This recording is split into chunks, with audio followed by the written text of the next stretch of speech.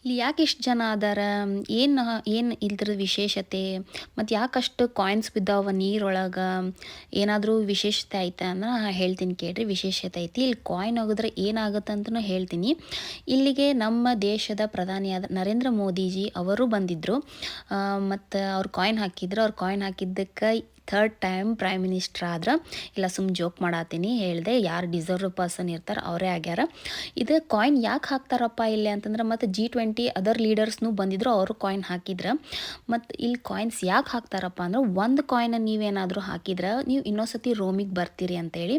2 coin ನೀವೇನಾರು ಹಾಕಿದ್ರೆ ಅಂದ್ರೆ ನೀವು ಇನ್ನೊಂದ್ಸತಿ ರೋಮಿಗೆ ಬರ್ತೀರಿ ಮತ್ತು ನಿಮ್ಮ ಪ್ರೀತಿಯೊಳಗೆ ಬೀಳ್ತೀರಿ.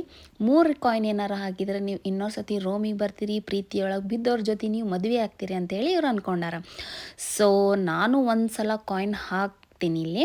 ನೋಡೋಣ, ನಾನು ಹಾಕಿನಿ ಕಾಯಿನ್, ಇನ್ನೊಂದು ಸತಿ